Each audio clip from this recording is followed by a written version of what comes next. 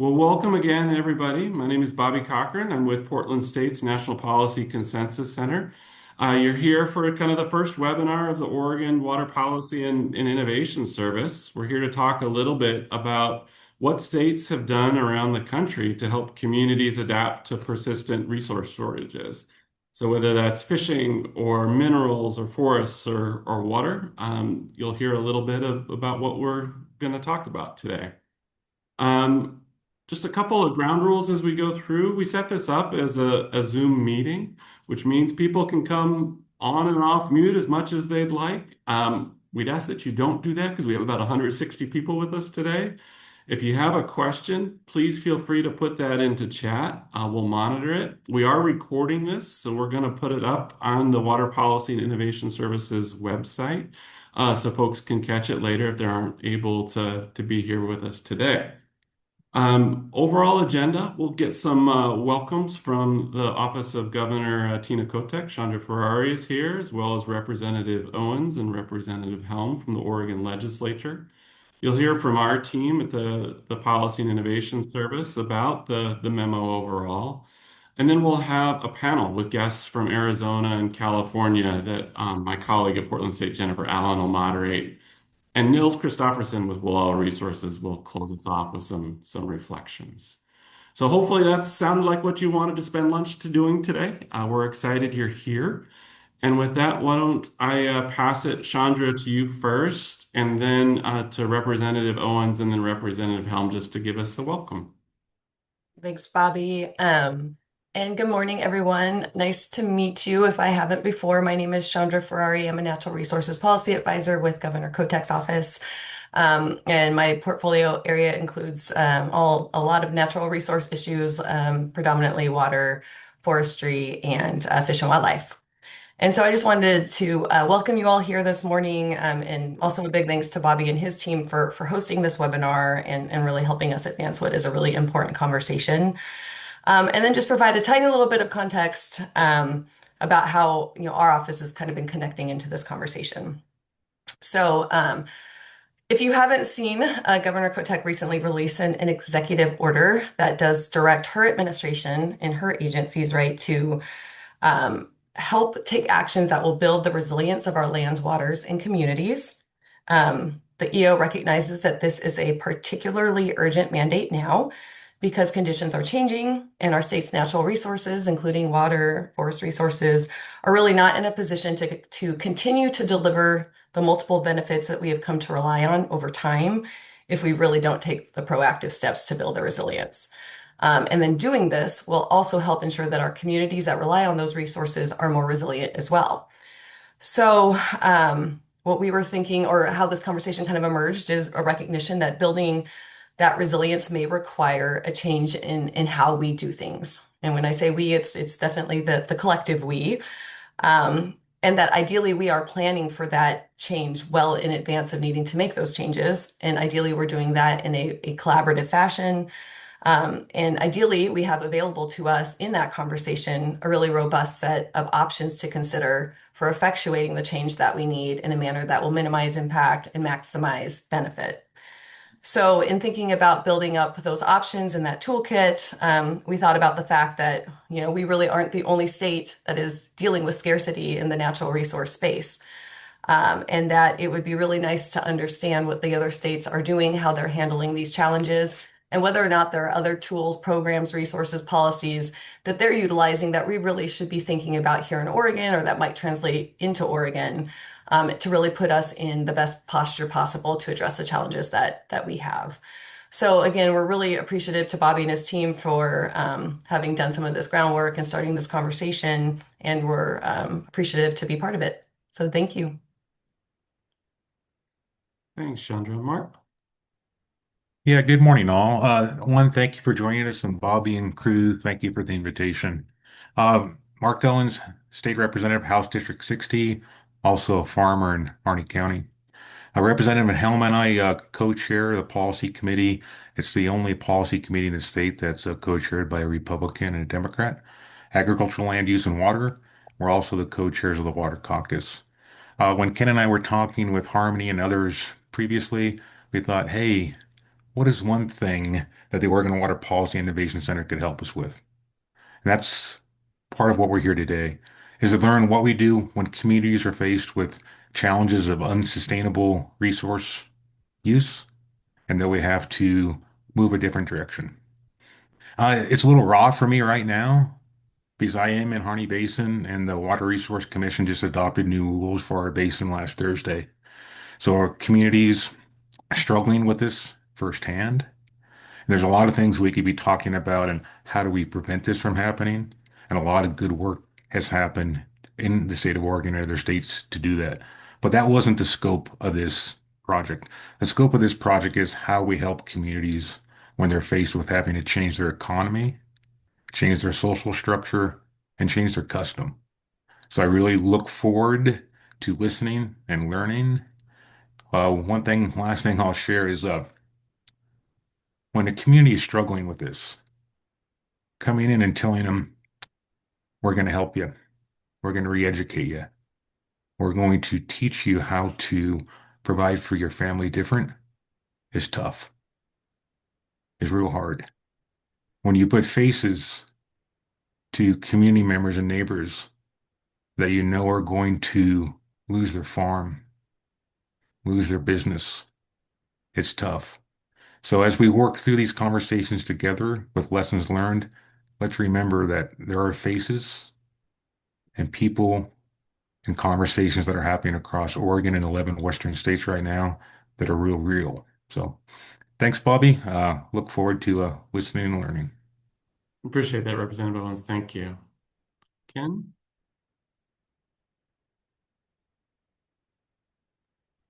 Well, it's really hard to top Mark's wisdom on this. And I've been so happy to be able to work with Mark since he entered the legislature. And as I was getting ready to say something that I hope will be meaningful today, I remembered something that Mark and I did. I think it was back in the long session of 2023. We started banging the drum of uh, if we're not in a drought right at the moment, which we were then, we will be soon. To try to get us out of the cycle that I think many of you in the water world have seen before. There's actually diagrams all over the internet that show what we're up against psychologically, and the the diagram goes like this. At the top is drought. Then you circle down to people being aware of drought. Then there's a little bit of concern about drought, and then it's really there. People panic, and we have to do things fast and very expensively.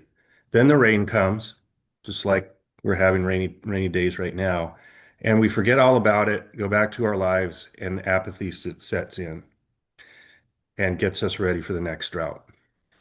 And so what I think this report and the service has done for us is, like Mark said, not tell us what to do. It's not a prescription, but it's an offer of what communities might be able to do and a way to start thinking about it during this time where ordinarily communities would be forgetting that we were in drought and turning their minds to other perceived more important issues. Um, but now's the time to plan. And I think the report gives us some options about how to get going with that. And I hope that's the value you'll find in it too. So happy to be with everybody today. Welcome. Thank you, Representative Helen, Representative Owen, Chandra. Thanks for those welcomes. Well, and I think you heard about it just a little bit of like, what is the Oregon Water Policy and Innovation Service? We're figuring that out. It's a pilot offering. It came out of a set of conversations that I know in my experience in talking with communities and other folks trying to solve really gnarly policy problems in Oregon was how do you have those options that are out there that are developed in kind of a third party and objective way that don't say this is the answer, but here's what other people have tried. You could do option A and farmers will hate you forever, but Nevada did that. You could do option B and environmental groups might sue you, but Kansas did that. And it tries to provide some of those options out there that really let collaboratives of folks and everyone and kind of thinking through a policy problem wrestle with how to go forward. So that's what we tried to do. The service is a responsive service, so we take on projects that we're asked to do. And we need to be asked by at least two or more people who agree there's a common issue but have very different ideas on what the answer might be. And with that, we can kind of scope a project. And so that was the first project that we got. We got asked by the Office of Governor Tina Kotek and the Legislative Water Caucus to take a look at this issue of how can you help communities adapt in ways that maintain, and you'll see this in the report, maintain the core base of agriculture, forestry, or ranching that's really important for creating an economy that stewards the land and water and provides an opportunity for everyone to thrive, no exceptions. So that's what we took on. We'll present a little bit of the report to you, and then we'll have a chance to talk about it. But one of the challenges as we went through this was once we start presenting options, people want recommendations. The service stops. We don't provide particular recommendations. And so that's a little bit of a dance that's gonna happen, and we need your help kind of figuring out what the best approach is. So Trevor, with that, why don't I hand it over to you to get the slides queued up and just to introduce the team while Trevor is doing that. This work and the service is a joint kind of project of Eastern Oregon University, particularly the Rural Engagement and Vitality Center, Southern Oregon University, Oregon State University, and Portland State University, in particular the National Policy Consensus Center. So when we say the team, these are the people that help put this report together and kind of guide the service. So Trevor, I'll hand it to you. Thank you, Bobby. You want to give me a quick screen check? How's it looking? Looks great. I see the team slide. Fantastic. So essentially, the next few slides, we want to introduce kind of an overview of the report. So this report starts with the premise that an increasing number of Oregon communities are dealing with the challenge of changing how they use water in the face of persistent shortages. These shortages could be caused by multi-year droughts, long-term groundwater declines, deteriorating water infrastructure, or declines in water availability due to climate-related changes in snowpack and rainfall. Severe water shortages can affect many areas of a local economy and may require an all-hands-on-deck approach across industry sectors and levels of government. Our task was to explore which options are available to the state of Oregon and identify which roles the state can play to support communities as they adapt to a more sustainable water and economic future. So part of that is defining a persistent water shortage. Our definition, first we found 18 counties in Oregon, highlighted here in yellow, with persistent moderate to severe drought from 2019 to the present day. This is based on the Drought Severity and Coverage Index from the U.S. Drought Monitor. Of those 18 counties, 7 have groundwater basins of concern or significant concern, as classified by the Oregon Water Resources Department. Those are highlighted with blue. And finally, 3 counties, Lake, Morrow, and Harney, are experiencing both surface and groundwater scarcity conditions and depend on agriculture for more than 5% of county earnings. So many sectors rely on water, but here we focus on counties where irrigated agriculture is integral to the local economy because of its particular sensitivity to local water availability. And while we didn't limit our research into other states and sectors to water dependence alone, this is how we define the scale of our own challenge as we gathered information and translated findings to Oregon's needs and circumstances. So here, ultimately, our research was informed by state policies from 26 case studies and by interviews with 27 national and state experts. These are experts in rural development, resilience planning, and water management. And beyond water, we also looked at lessons from places that saw closures of sawmills, for example, declines in fisheries, closed coal mines, and other natural resource-based economic adaptations. So let me hand it over to Peter.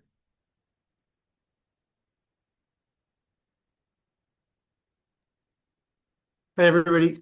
Um, yeah, in terms of indicators, we all seem to understand that we need them to track progress, manage the process, and ultimately evaluate the effectiveness. So in the upper right-hand corner there, there's a couple bullets related to the water resource, the thing driving this whole thing. Some measures of withdrawals versus recharge. Um, we have water table change that like lets us account for, consider the little elephant in the room, which is drought, aside from our water use. So the upper right-hand corner, that's the thing driving this, maybe a constraint.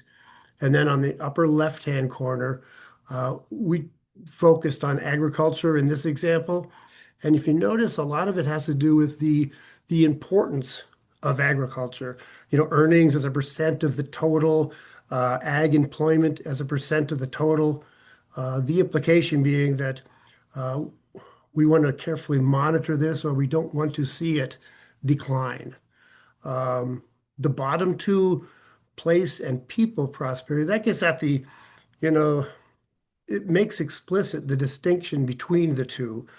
For example, per capita income, there in the lower left, that can go up um, and make a place look like it's better off. But if it's driven by, say, a bunch of wealthy people coming in, then the people that were there to begin with aren't necessarily better off. They may be worse off. It depends. And so we make that distinction, kind of complementing the place prosperity measures that we typically see are the people prosperity ones. How big is your high school graduating class and is it going up or down? Um, the median age and how that's changing. Are we losing young people? Where I came from most recently, West Virginia was interesting because we were the second oldest state in the country. Um, but for the opposite reason. Florida was the oldest, and a lot of retirees go there, while West Virginia, we were the second oldest, but it was because all the young people were leaving. So, kind of, the lower right-hand corner would be a focus on, oh, who exactly might be better off or worse off, getting better off or getting worse off. Let's see, in general, when you look across them, these measures need to be accessible. It's easy to come up with measures that, well, nobody has them. They're hard to measure. They also have to be agreed upon by the community. A given measure, any on this list might make absolutely no sense in a given county. And also by participating in the selection of these sorts of measures, the metrics.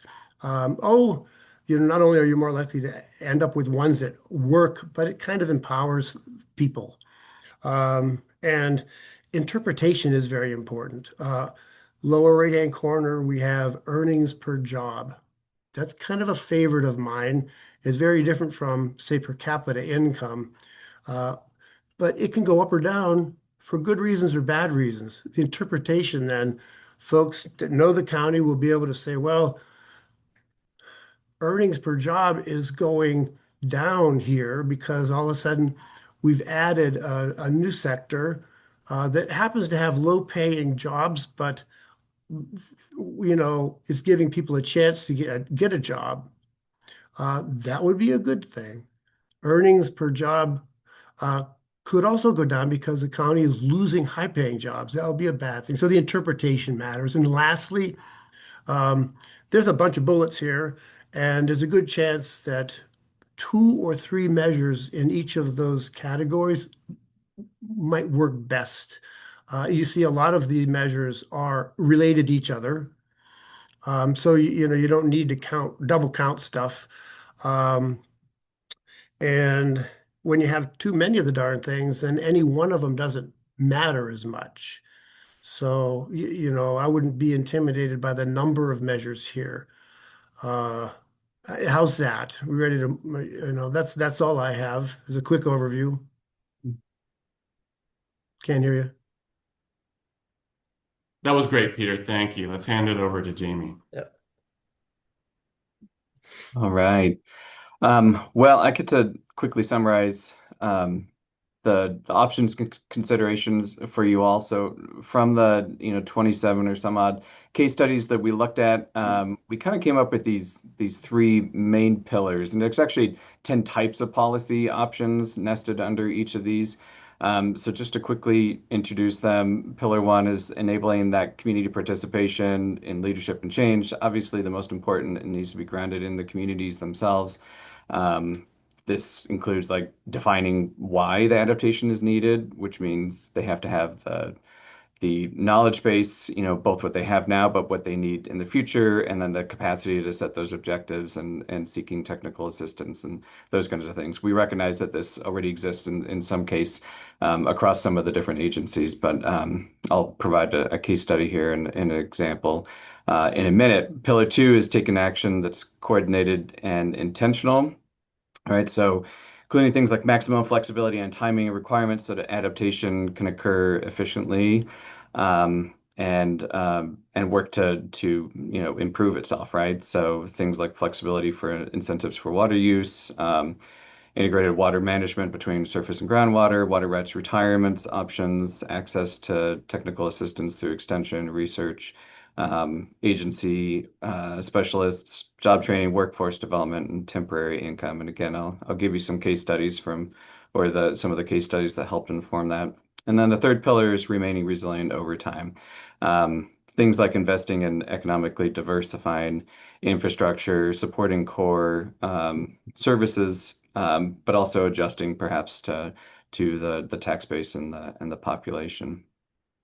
So next slide, please, Trevor. So just to give you an example of that first one, that community participation and leadership, a couple case studies that we leaned on, one from here in Oregon, looking at the Oregon Pacific Coast groundfish fishery trawl catch share program. Such a mouthful. But it's a good mouthful because I mean, it's really well thought out. It's driven by a lot of both observer and sort of state collected data.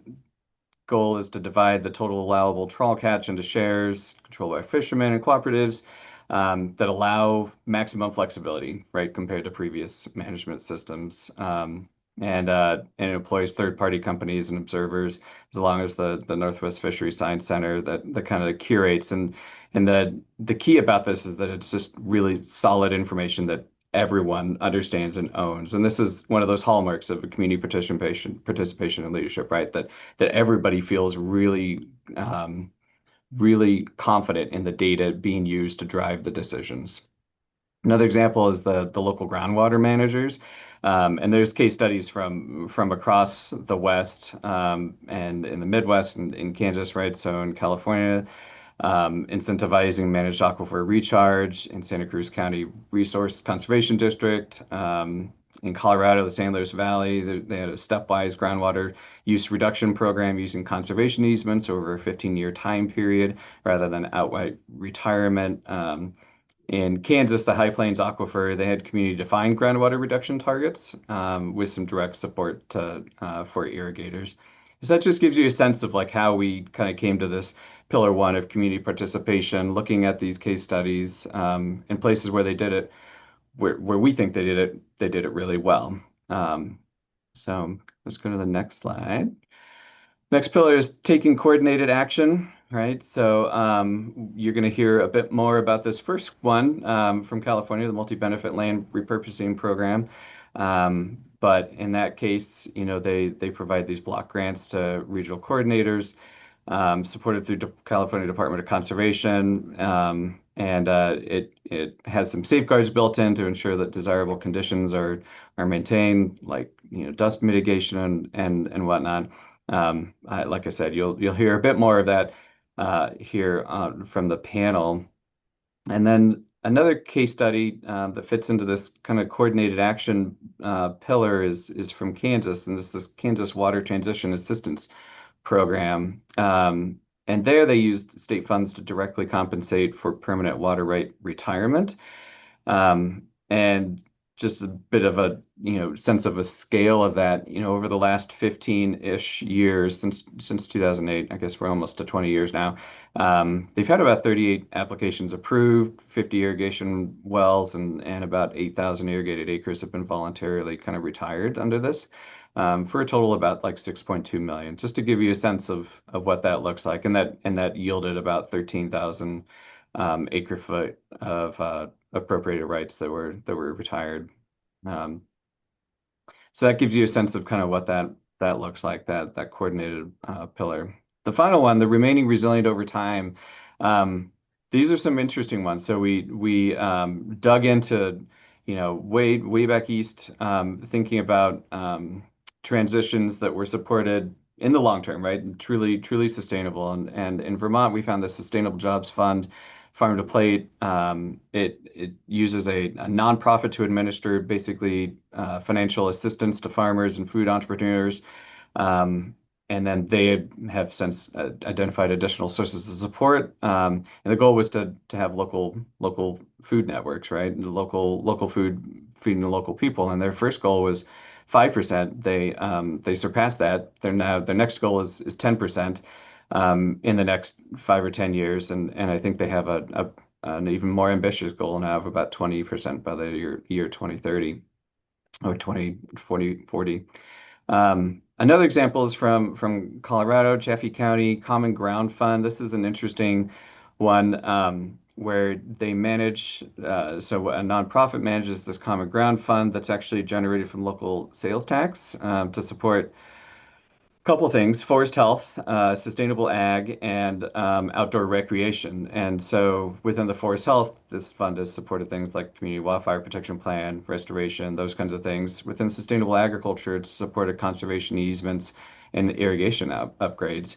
Um, and then in the outdoor recreation, it's like mountain bike trails and dispersed camping. But you can kind of see they've wrapped around a whole more holistic kind of view or vision of the county.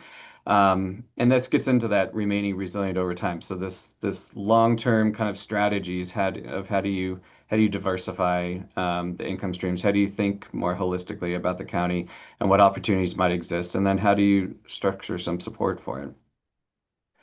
So at the next slide, so as Bobby said, we don't want to provide hard and fast, like you absolutely need to do these things. And initially, we didn't actually develop this part of the policy brief, but we were encouraged to think about what could some possible packages look like. And we basically took it from a lower, not necessarily effort, but lower intervention versus a really high, intervention, high effort kind of option. So package A, and realizing again that all of these are kind of interwoven together, but package A would rely primarily on executive actions, like an executive order, um, and uses just existing budget and authorities, right? So it could be things like directing the regional solutions team to work in communities, so on. Package B imagines, what 10 to $40 million kind of public-private community adaptation partnership might look like. So looking at our neighbors to the south in California multi-benefit land repurposing program, something in that kind of vein, right? That uses state funds and authority and authorizes to test out different actions with philanthropy and federal partners. But waits to seek significant funds from the state specifically. And then package C kind of it imagines the full implementation, right, with legislative authorizations and funding to completely meet the needs of Oregon communities, especially the 12 counties that we've identified in this report, which would mean things like creating a new fund, expanding authorities of agencies, and those kinds of things. So with that, I'll hand it back to Bobby. Thanks, Jamie. And I'm starting to see some good stuff in chat. Thank you for that. We'll probably not get to a lot of those questions right here and right now, but we'll cycle back to them after today. But one of the things that we really wanted to try and do is give you a flavor of all the different pieces that we looked at, without having the opportunity to go in depth right now. You'll hear about some of the opportunities for next steps. But one of the things that we thought would be really helpful is, as special as we like to think we are here in Oregon, we know there's a lot of innovations that are happening elsewhere across the Western United States that could really help us think about our own work here. So I'm going to hand it over to my colleague Jennifer Allen with Portland State University, who is going to help us moderate a panel with guests from Arizona and California. Jennifer? Great. Thanks, Bobby. Great. And as Bobby mentioned, I recently retired from Portland State, but I'm always excited about opportunities to support good collaborative problem solving about important issues like those we're talking about today. So thanks for the invitation, Bobby. So I will be moderating this panel. And after the panel, we should have some time for Q&A, and there are some great questions in the chat. What I'm going to do first is just give you the order that we'll be hearing from folks in the panel. And then as I turn it to each of them, I'll ask them to briefly introduce themselves before they share their comments. So we'll be hearing in the following order from Susan Craig from Arizona State University and Ed Curry, who's a Wilcox County farmer, also from Arizona. And then we'll be hearing from Anna Schiller with the Environmental Defense Fund and Katie Carlson with Zanero. So I'm going to turn it over now to Susan Craig. Susan, if you could just briefly introduce yourself, and then we can get started really excited to hear your perspective. Thanks so much. Okay, thanks, Jennifer. Hi, everyone. Happy to be with you. I'm Susan Craig with Arizona State University. My program is Impact Water Arizona. We are the engagement arm or pillar of the Arizona Water Innovation Initiative. And our main focus is all about engagement. So that's what I'll be sharing with you a little bit today. I thought I'd start out with just a big, overview of Arizona and our water situation. One of our biggest challenges is the sustainability of groundwater, and groundwater supplies about 40% of our state's water. And then, we've got the Colorado River shortage, which I'm sure everyone's heard of. We have those shortages deepening, and our reliance on groundwater is only growing because of that. We live in an arid state where we have water pumped faster than it can be replenished. We also have, share some of these very similar issues where we have drought, rising demand, shrinking river supplies. It's all converging. And in many of our rural communities, the impacts are very visible, where we have wells running dry, we have land subsiding, and there's growing uncertainty about the future. So in Arizona, groundwater is managed very differently depending on where you live. In our most populated, more urban areas, we have active management areas, although that's changing quickly here. But that's where groundwater has been managed and regulated since 1980 with our Groundwater Management Act. But in our rural areas, a lot of areas are solely dependent on groundwater. They don't have any surface water supplies in their portfolio. So my work really focuses on these rural areas where it's home to 1.5 million people and where communities are really feeling the strain. So what you see here on the screen is one of the tools that we're utilizing is our workshop series, our rural groundwater resilience workshops. We develop these workshops with a local steering committee, and we bring together subject matter experts in science and policy and other things that the community is desiring. We work with city and county leaders and local residents to discuss groundwater resilience and then next steps for charting a path towards sustainable water management. So you can see here that one of our Empower Rural Arizonans to Protect Groundwater and Communities, that is one of our statewide water priorities. And that's what our group sets out to do in addition to the larger team that I work with on the initiative. Next slide, please. So as far as our workshop's goals, I always say it's engage, empower, and activate. And really what we're ultimately trying to do is we want to inspire change. We want to implement strategies to address groundwater concerns. And we know we've heard loud and clear throughout these workshops that people want trusted and reliable data and resources. And I think this really plays to the university's strength, where we have this vast ecosystem of resources and knowledge. Next slide, please. A couple of the key components that make these workshops unique and worthwhile are that they're all neutrally convened. So again, I think it sets up universities really well positioned to provide these neutral convenings. I like to say we don't have a dog in the fight. We're providing the facts. We assist with resource development.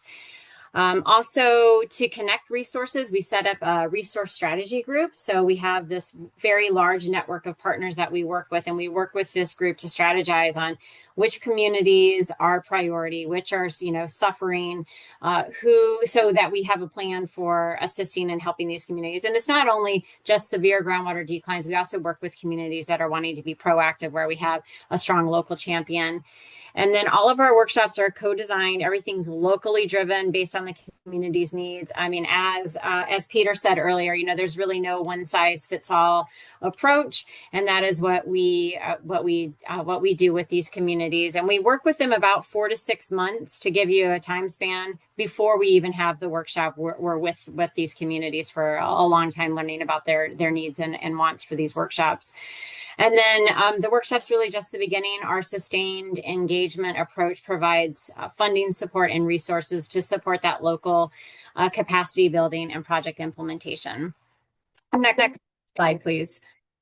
We are incredibly proud of the work that we've done so far in these communities. So just a quick note, if you wanted to reference some of our materials, I can put in the chat our impact page, but we like to have, impact by the number, some of our workshop highlights you can find here, and then testimonials from our communities. Next slide. And then I just wanted to quickly share with you a couple of key takeaways, lessons learned, and then I'll pass it over to Ed. But I first think that workshops are a really powerful tool for building local capacity.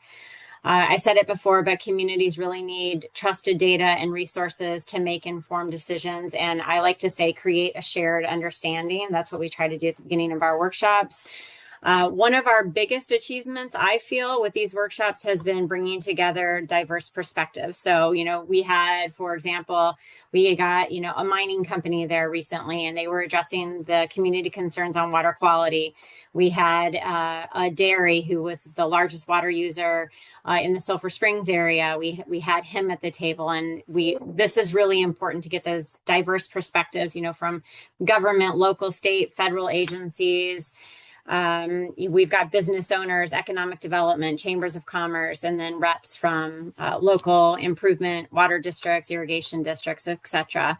So having those differing viewpoints really elevates the workshop dialogue. We're able to provide an opportunity for these opposing perspectives to be explored thoughtfully. And we've learned ultimately that sustained engagement really matters. We try to stay with these communities. As you guys said, that third pillar of yours, keeping them resilient.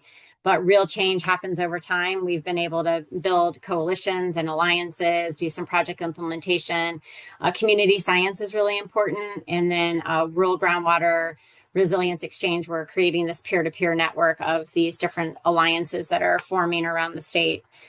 And finally, it's really all about connecting the dots and sharing knowledge so that insights and ideas and resources reach the right people and create real impact. So I'm going to pass it over to my friend that I met through one of these workshops, Ed Curry. He is the owner and operator of Curry Farms. I'm going to just brag on you a minute, Ed.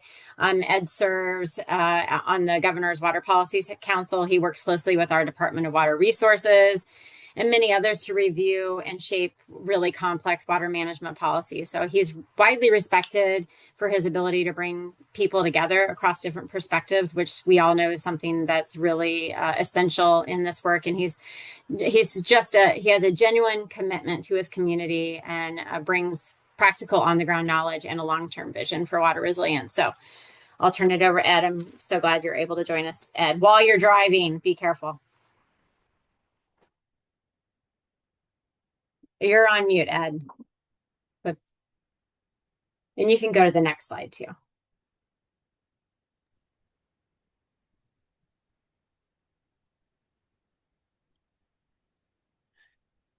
And Ed, we lost your video. Oh, or do we get your audio back? It's always so hard on the mobile, you know? I know. We want you to be safe. Right. Ed, I think you hit the mute and as well as the There. Now, am I Sure. unmuted? Yeah, we You're got you. perfect now. Okay. My apologies. I just had to pull over and make sure I had that okay. First off, thank you, Susan. And Susan has been key instrumental in bringing us a long way. Hearing Representative Mark Owens and Mr. Helms talked about. Mark, when you talked about your watching neighbors go out because of lack of water and what you're doing, totally understand, right in the middle of some of that. Uh, First off, I'll say that Governor Hobbs gave me some, for lack of a better word, special, I don't know, special privileges to work with Department of Water and ask them to listen to my direction. And so here's what we did. We were having community meetings, and I called them chair throwers. People were angry. There was almost fights. It was horrible. So I had to go against some of the top directors of Department of Water and the leadership and say, let's go to my house. I'm a pepper breeder. You'll see some of the pictures come up there. I said, let's eat some chile rellenos and some tamales and let's talk and let me choose the crowd. So the important lesson here is we broke it down into small groups around a good meal, a prayer, and some time to just really reflect, rather to deflect the anger and let all sides speak. But where everybody had, what one grower said was, wow, I actually had airtime, meaning he could talk and he could talk directly to Department of Water. The number one thing, and it's hard to show my facial expression or my hands, but the number one thing that I have found to bring people together with diverse attitudes and reflections about how we go about this. The number one thing is if a person feels heard, you can get them to go pretty far to an agreement against what they would not even think about before. So by bringing small groups into my home, we'd have no, I think the largest meeting we had was 13 or 14 counting Department of Water instead of open public meetings. But we did it multifaceted. I brought different groups in at different times. Department of Water's been great. The last one that we've done so far is the power plant group. And being a native to Cochise County, Arizona, being born here, 54 crops, I know many people in our valley, and I understand water. I also farm in Mexico. Some of the pictures there on those slides are 90 miles south of my farm. And I went there mainly because our basin was struggling with water so much. And if I could share the wealth and grab water out of another basin, of which is very small acres, and it's basically the Sonora River Basin project, it'll never run out of water because there's not enough acres of agriculture there. So I've kind of split it up. But my point, Senator Mark, or Representative Mark, get your group together in small meetings. Let them talk. Once they feel heard, our Farm Bureau group was very vocal about absolutely only if you owned the land, you owned the water. And that just wasn't going to work. When we had a dairy come in and corporate agriculture took our community over, and there's literally about 10 of us of any size left in our county farming. The dairy owns 2/3 of this of our area. So we realized we were becoming extinct and we better pull together. Well, we had a Farm Bureau faction that was totally against anything, and that wasn't reasonable. The dairy was pumping us dry.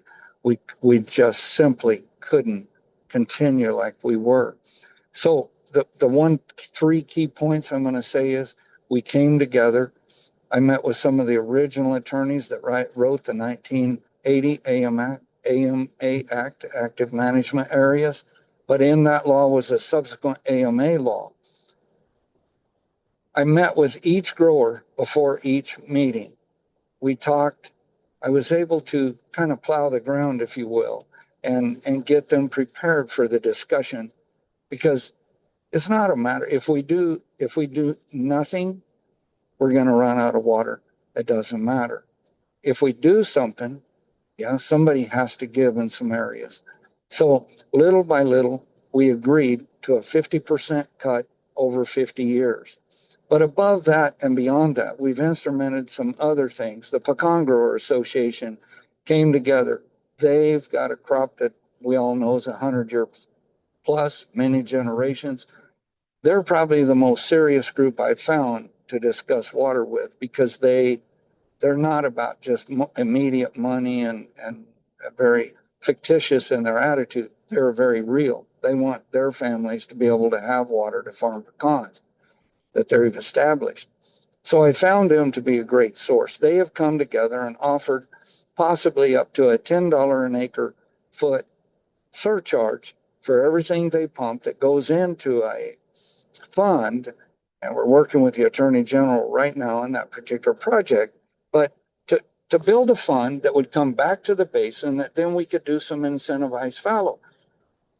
The third leg of this is that I've got major growers starting to see that if we solidify our water and we become, the key word, sustainable, then we're no different than folks in Yuma, Arizona, on the opposite side of the state, on the western side, that are sustainable because of Colorado River. This is So, great, Ed. I'm going to give you just a minute yeah, to pull it together. This is terrific. So thank you. But yeah, we'll want to make sure the other panelists get a chance. even my governor jokes with me about it. I'm pretty verbose, so I apologize. But the whole point is we come together one by one. I get the group to agree. Then when we meet with DWR, some of the ones that the people thought would be the least willing to give, they gave, and they gave more than everybody else could believe. So now the homeowners are starting to relax. We're seeing a sustainability that will last. Are some acres going to go out? Yes, to Representative Mark. Mark, some acres are going to go down. There's no doubt. But the acres that are left are extremely valuable at that point, because they are sustainable ag acres in a symbiotic relationship in this human world that we need to eat, and we all need water. So how do we sustain it? How's that for a closing? That's terrific, Ed. Thanks. And I think everybody on this wants some chile rellenos. So you're going to get a lot of There you, well, you come to Southern Arizona and we'll have them. How's that? Thanks so much. That was absolutely terrific. So I'm going to turn it over now to Anna Schiller with the Environmental Defense Fund, and then also Katie Carlson with Centero. So Anna, why don't you take it away? Great. Thank you so much, Jennifer. And thank you also to the Oregon Water Policy Service for the opportunity to share some of our experience of what's happening here in California. And certainly we are a state in transition as well. California has vast agricultural regions. We have nearly 10 million acres of irrigated agricultural land in the state, and are very fortunate to have a vast aquifer network that has been really supportive of that productive agricultural network we have. We, like Oregon, experience periods of drought as well as wet periods, and we really rely on groundwater in order to make it through those drought periods. Unfortunately, we've been overdrawing our aquifers for many decades. About 30 to 60% of all irrigation needs in the state are met by groundwater. And without proactive management historically, unfortunately, many of those aquifers are in critically overdrafted conditions. In 2014, California passed a Sustainable Groundwater Management Act, also referred to as SGMA, which gives local regions authority and the ability to develop plans and beginning to work towards groundwater sustainability by 2040. So we are about, we're over 10 years into the passage of that groundwater law.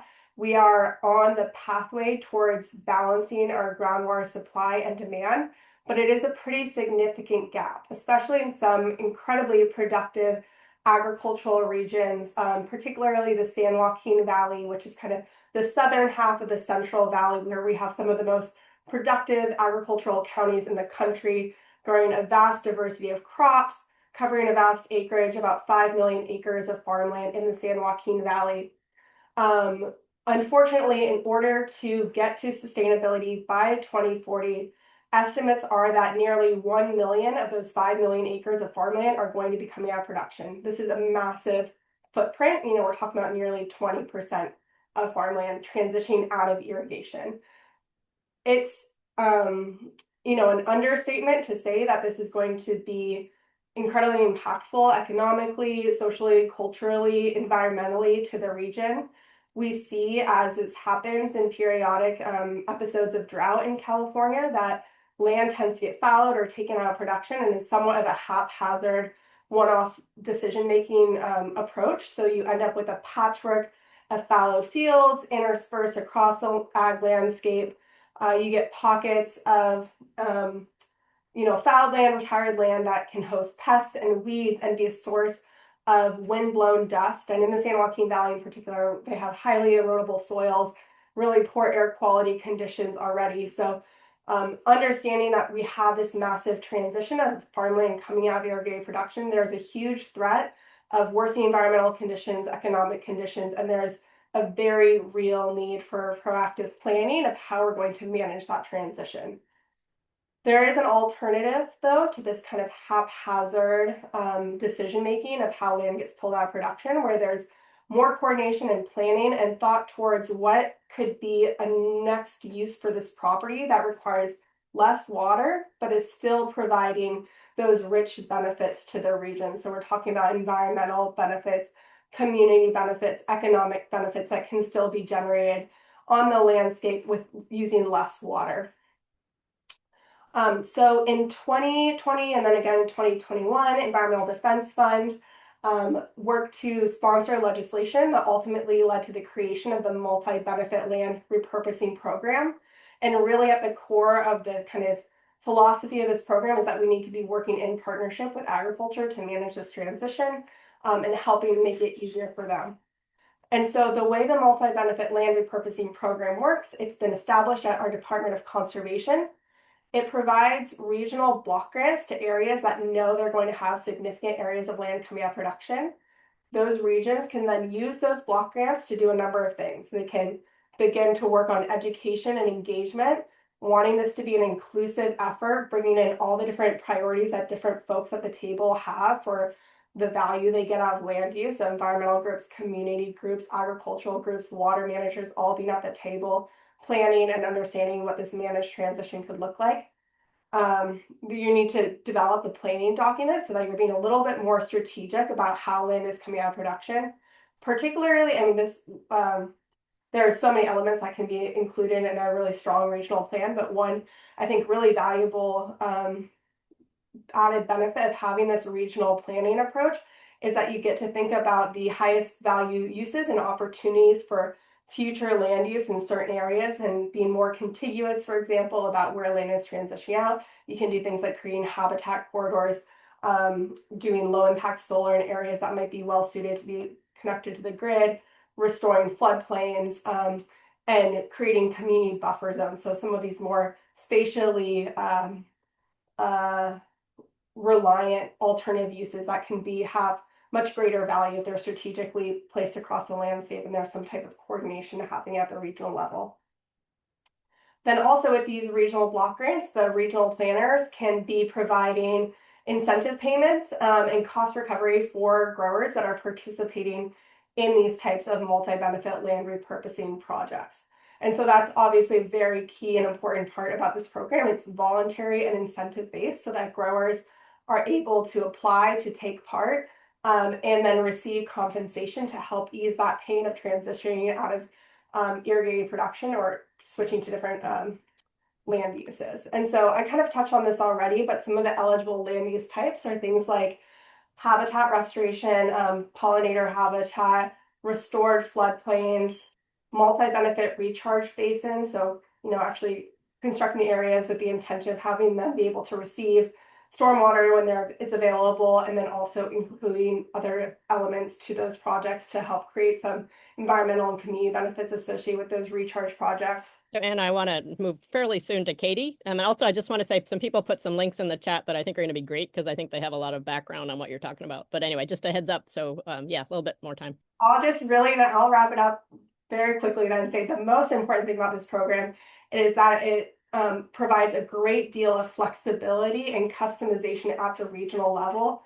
Land use, water use are so, regionally specific, and there are so many unique conditions that exist in different subbasins that really makes the most sense for those planning efforts and the priority setting to be done at the regional level, which is why it's so fantastic. We have Katie Carlson here today, who has experience in a few different subbasins that have land repurposing grants, and she's going to tell you a little bit about one of those where she's working. Thanks, Anna. Hi, everyone. Thanks for having me. Yes, I am excited to share a little bit about what MLRP looks like in implementation in one subbasin in particular, which is Madera County. So the program in Madera County came on the heels of a different program called Land Flex, which really offered us an opportunity to compare different approaches between Land Flex, which is more of a top-down kind of prescribed program structure, working with growers to transition lands and help pay for some of those direct costs, versus the multi-benefit land repurposing program, which, like Anna was explaining, creates a lot of flexibility for that bottom-up approach to really be able to create a lot of space for outreach engagement, listening, and tailoring the program to be attuned to, in particular, the grower needs and the grower considerations and the support aspects that they need in order to seriously look at the challenging components of land transitions that touch on both personal and business decisions that they need to make about their land. So in terms of what the MLRP program looked like in Madera County, we set out with a goal of soliciting 6 projects.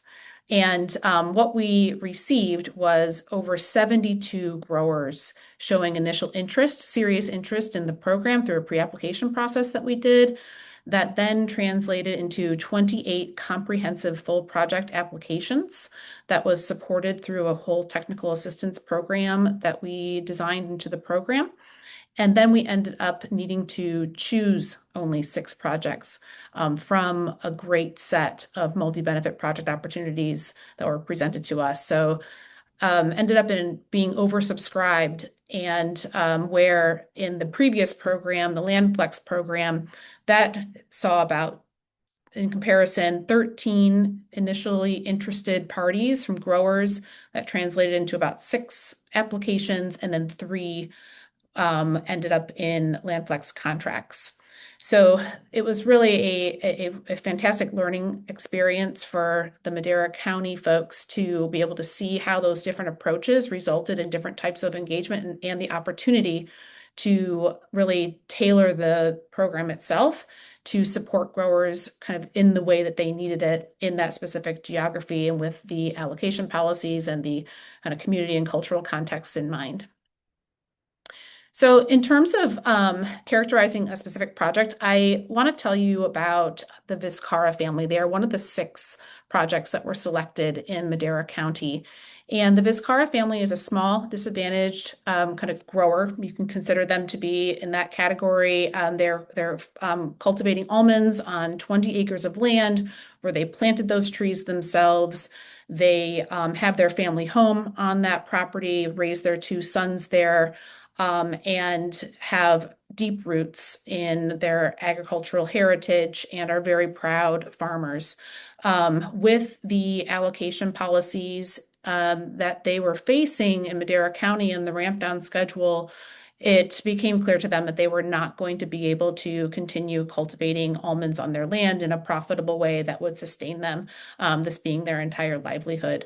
The Vizcarras were very active and persistent in kind of doing a lot of outreach, working with the county and other entities wanting to find kind of alternate pathways and ideas for their land. They really struggled with that until the multi-benefit land repurposing program. What the multi-benefit land repurposing program allowed Viscaras to do was really work with experts and technical folks who could examine their land with them, look at different like viable opportunities for the land to create multiple benefits, but also create a new livelihood kind of economic model for the land, which is so critical. They wanted to stay on their land. They were sure they were going to have to sell before MLRP, and with MLRP, they were able, and with the support of MLRPs, with technical assistance, both with the funding and with the capacity that MLRP provides, to create a new vision and a new kind of livelihood opportunity with their land that also intersects beautifully with the needs of the community in which that they live, and creating opportunities for putting more water into the ground for water sustainability. So what their project looks like is that 20 acres of land, about 15 acres of that is being converted into a stormwater capture basin for the purposes of recharge, surrounded by native habitat that also has walking trails incorporated into it. They live close to, and their land is close to a disadvantaged community of Fairmead that does not have a single public park or any sort of public walking trail access nearby.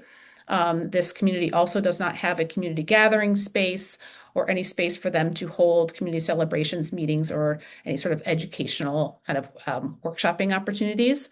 So what the Vizcaras have done is they've agreed to have the installation of walking trails in that stormwater basin area, and through the native habitat, done that in a really thoughtful design, working with some of our partners and our experts to help them to lay that out in a way that makes sense for their land, but also creates those environmental benefits and the water sustainability benefits that we would want to maximize out of that project. Thanks, Katie. Yeah, we'll wrap it up fairly soon, and then we'll be getting Okay. to the panel with The some other thing I think is great. important. Stories are great. Yes, sorry. One point that I think is super important is they also have integrated this community space where they've reimagined their land so that this space was something that they can use to charge fees for. It's a new business enterprise for the Vizcaras. And as a result, we believe that they're set up to stay on their land and continue to have their livelihood. And the last thing I'd say about the success that we've seen in the Madera program is that we really believe that a lot of it had to do with the outreach and engagement and trust building that we did in advance of in developing the program for about a year before the solicitation, and doing that trust building with growers, because you can't buy into something that you don't believe in. And the program really focused on developing that bottom up design that growers could believe in. Great. Thank you so much, Katie. And I think just the stories that people have shared and the examples are so rich. So I just really want to thank you for that. I think it really brings it home to folks. So I'm going to have a question for the whole panel. And while we're doing that too, I'm going to invite people in the audience to, we're interested in the chat if you wanted to share what you think some next steps should be that you would like to see building on some of this information. So please feel free to share that in the chat. And I'm going to turn to the panel as a whole and just ask if people, what comes to mind in terms of lessons learned from your work that you think Oregon should really be paying attention to? Are there things that, some of the lessons that you think you would like to see Oregon take into account and maybe act on related to these kinds of issues that we're dealing with here in the state? I'll let anybody go first, or I'll start picking on you. I can go quickly and just say that one of the greatest value adds we've seen with the multi-benefit land repurposing program is dedicating funding and time to developing the regional capacity so that there can be an inclusive planning process to inform what the transition will look like, and not undercutting that really valuable step, which Katie also kind of touched on in her closing comments. Great, thanks. That's a great. So is my mic on? Yes, it is. Okay. In your basins that are sinking and you're losing water, in the end, if the quicker the message gets out, these farmers know that. They're spending tons of money on pumps and deepening wells and stuff. We were, at least, I'll say it that way. So the quicker, that's where Susan and helped us develop Sulphur Springs Water Alliance Group. It brought homeowners who were extremely upset together. And then we, as Susan said, we brought the main dairy owner in. So the quicker you can come together with some kind of community group that you have all sides, and it takes some finesse to pull the right characters in the room, because there are some characters that, bless their hearts, no matter what, they're not going to be able to communicate without anger. But when you pull the right characters in the room, then you can communicate effectively and come together in many areas. Now, we used, and I understand the governor's office represented here on this call, we used both the governor and the attorney general to help us. And there was leverage bars that they had that kind of moved us along. In our circumstance, it's been a little unfortunate that Farm Bureau was so against us, because in the end, it's better for every farmer there that we do something in our communities. So I would say that my advice would be, the quicker you come together, get good characters within your community on all sides of the equation to sit down and start talking and move the whole program forward with the understanding that there's an issue here. And one last thing I want to say is, I work with Patrick Sigel, the lead attorney for Salt River Project. I'm also in the Arizona Ag Business Water Council, and Patrick's with me on that. Patrick has some dealings. He's on a board on power of 80,000 members across the world. Our problem is not exclusive to the United States and to the Southwest. The Chinese came in and made a deal in Nigeria on some land, and very quickly sucked the basin dry. And so it's worldwide.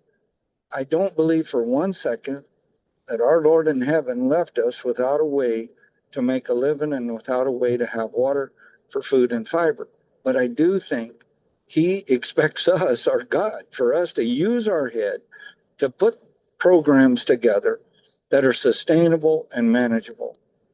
Is that clear? That's Does that great. make sense? Yeah, it does, Ed. Thank you so much. That's great. Susan or Katie, do you have anything you wanted to share?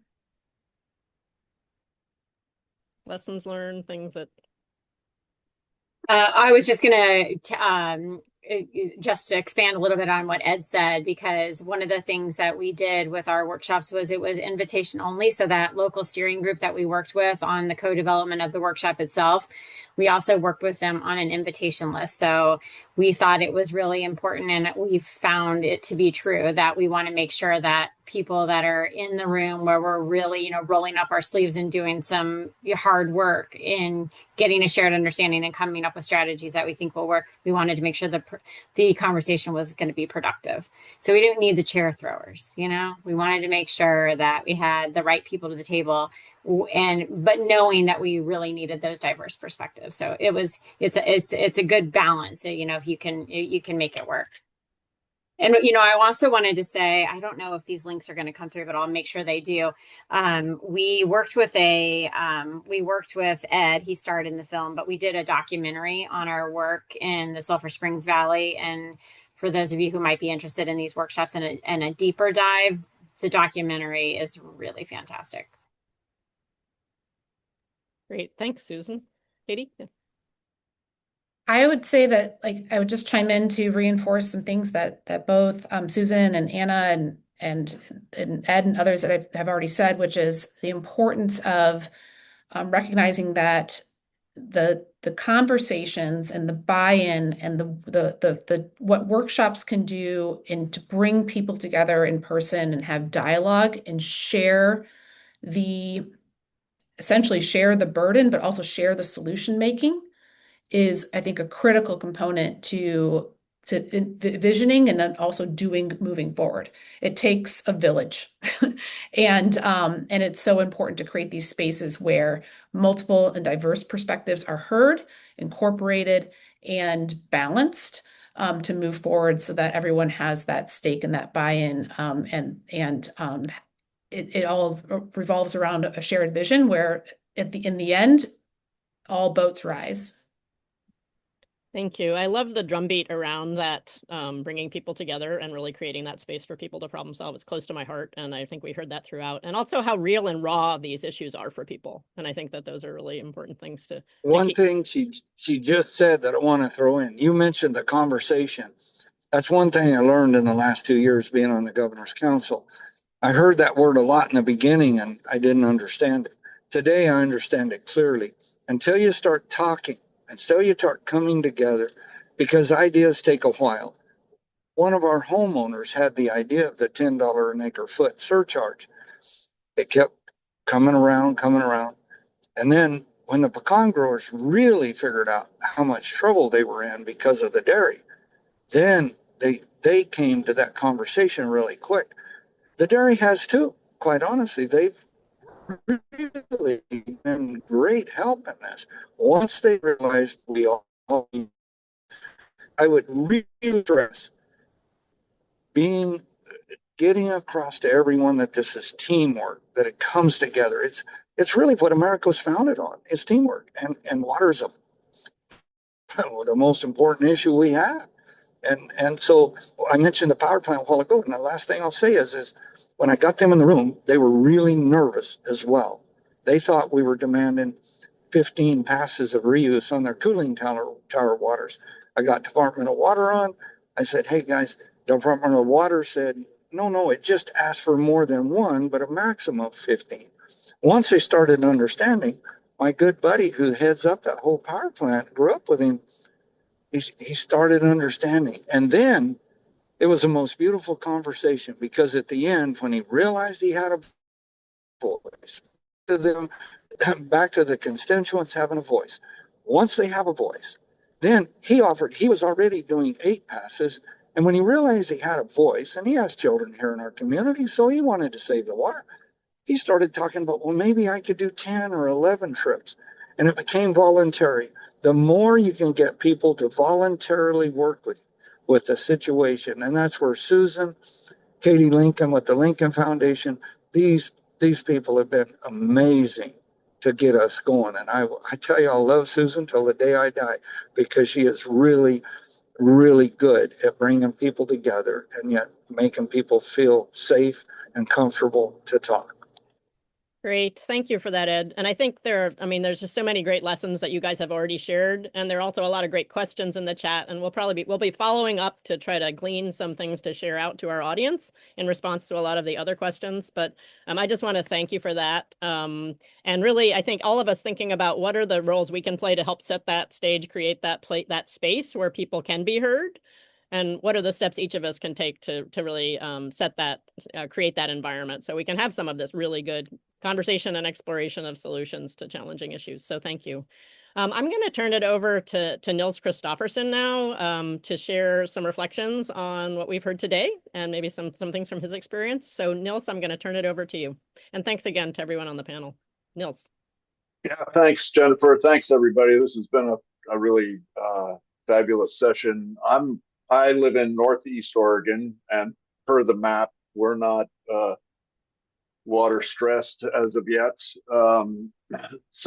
But I'm here. I think Bobby and the team invited me here because we dealt with similar challenges back in the 90s when Wallowa County lost its sawmills and really saw a huge bulk of the community impacted in various ways that nobody ever anticipated when ESA listings changed the nature of federal land management. It really had these cascading effects throughout our community. And in response to that, the county commissioners, the Nez Perce tribe, multiple different people from the business and landowner and natural resource community came together crafted several different strategies, including the creation of Willow Resources to help bring additional capacity to bear on the challenges. And we now sort of are focused on thinking that that a core understanding within our community is that the most valuable assets that we have, and we believe most rural communities have, are the land, the natural resources associated with that land, and the people who steward the land. And that we shouldn't take that for granted. All too often we do. All too often, various whoever's in driving change is either looking for economic opportunities to use land and labor for different opportunities than sustaining the productive goods, the production of food, building products, and other things that we get from the land and support our communities, as well as the provision of clean air, clean water, wildlife habitat, carbon sequestration, all the different ecological benefits that we get from well-stewarded land. And we really think that there are opportunities that have gone missing over and over as rural communities are change is imposed from outside on our rural communities to sustain the production of high quality goods and the provision of ecosystem services. And so many of the things that have been discussed today are things that we went through, and the lessons ring true to me. I think the process is incredibly important. Trying to bring as many different perspectives to the table as possible, but recognize that some groups, some individuals are not necessarily ready to participate in a respectful consideration of different opinions and perspectives. So we always called it, we tried to bring together the 80% in the middle. Here, people talked about sort of focusing on the people that are willing to focus on the problems and not the chair throwers. And that you spend the time, this is not something that happens quickly, that sustained engagement. I really loved the story from Arizona about 4 to 6 months of just getting to know people and building the relationships and understanding the context so that you're not rushing to push towards options and solutions. You're really doing your homework, not just the homework, sort of the analytical piece of the homework, but that relationship piece of the homework, I think is critically important. Over time, it's critical that we're investing in the people and the communities that are most connected to and most directly impacted by these decisions. All too often, as Peter mentioned, the change can happen, and from a policy perspective or an economic analytics perspective, it looks like things are going in a good direction. Median income is rising, or some other change like that. But it is to the people on the ground, it has felt very different, because often it is a completely different and new group of people that are benefiting, and the people that were connected to that land have lost out. So who benefits matters. And again, I think we're all too often, policy forgets to think about investing, as Mark Owens mentioned, the real people that are impacted by this, the faces, the families, and engaging them in the solutions. And throughout the US, I think it's shown pretty clearly that if we're going to achieve the resilience that Governor Kotek has called for in her executive order, that stable communities, stable, prosperous, vibrant communities connected to the land, that trust each other, work well with each other, are inclusive also to newcomers with some new ideas and new energy. But that stability of community lends to long-term resilience, lends to the types of triple bottom line outcomes that public policy today is often seeking to achieve. And that happens more regularly, more frequently, more robustly than when we let these communities be disrupted. And if we think that a current system, farming, ranching, whatever it is, forestry, is no longer part of the future, that that that community has to be transformed. And I think that's a failure of imagination. It's a failure of effort to really sit down and work with that community that understands that place best and can find new and different and creative solutions that meet the challenge of today and build the capacity and the muscle and the relationships to continue to respond to new challenges that will inevitably face our landscapes, our communities moving forward over time. Lastly, I would just say, that these are cross-cutting issues. These are not just natural resource or economic development issues. It really takes people from all disciplines within the community, but also at the government level, to work together, similar to that regional solutions type structure we have in Oregon. But it also shouldn't be limited to just on a county by county basis. I strongly believe in community-based planning as a starting point, but we've got to understand that these issues are often cutting across our counties, particularly where we've got more surface water involved. And we need to be thinking about solving this as a region. I think that's going to achieve longer lasting solutions, both to the environmental issues that we're dealing with, but also the social and economic issues. Lastly, I guess also, as we develop our vision around the stewardship economy, we're also developing a toolkit that begins to share some of these ideas about how communities respond to challenges and remain true to the custom culture of place, but adapt and innovate in the face of new and different challenges. Thank you so much, Nils. Thank you. That was terrific. I'm going to briefly turn it over to Bobby Cochran and then to Allison Hopcroft to wrap us up. So Bobby, and then Yeah, thank you. And I've just been watching chat, and one of the interesting things that's showing up is, Nils, to your point about how interconnected everything is, and Ed, to your point about how much is dependent on relationships.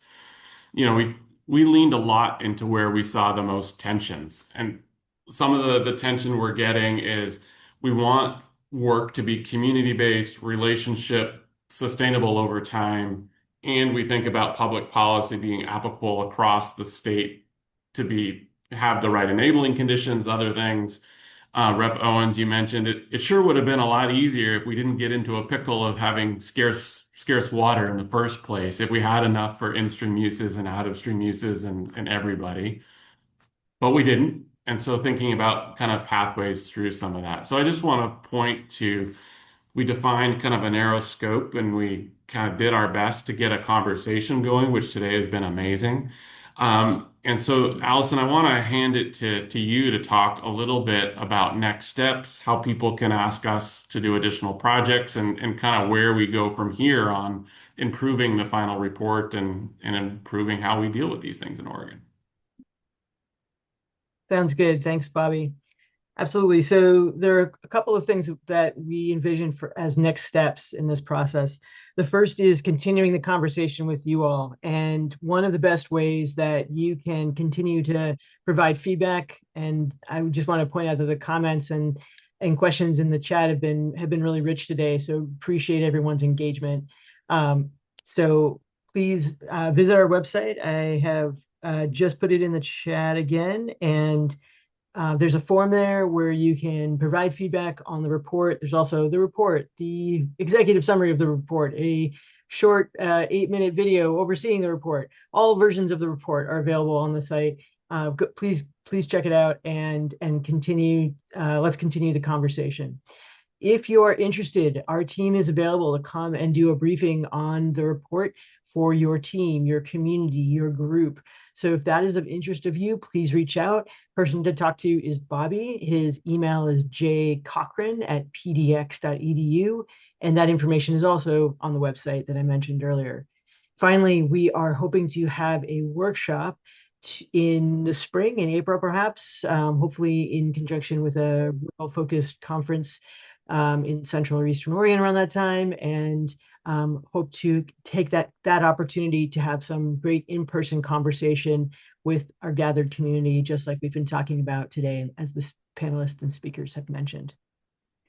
So unfortunately, we are at time. So I'm going to go to the next slide and say thank you. Oh, and before we move on, I did want to mention that one of the final ways that you can get involved with the Water Policy and Innovation Service is by proposing a project. And there was a great suggestion in the chat about water and data centers. If you have a water problem that that you want us to look into, find somebody who does not agree with you and bring it to us. The best way for us to tackle a problem is for two parties who see a challenge but have different perspectives. So again, please reach out. We are here. I want to just say thank you again for everyone's presence and engagement. A special thank you to our panelists for their time today, to our facilitators, and to all of our speakers. Really appreciate your time, and we look forward to hearing from you and hopefully picking up a new project based on the great engagement today. Thank you and take care, everyone. Thanks, Allison. And just as we're closing, Rep Owens, Rep Helm, Chandra, any kind of closing words that you want to offer to folks? I am good, Bobby. Thank you for the time. Look forward to learning more and working together. So thank you. Thank you. Likewise. Nice to see everyone. Appreciate the conversation. Lovely. Be well, everybody. Take care. Thank you. Thank you guys for the opportunity.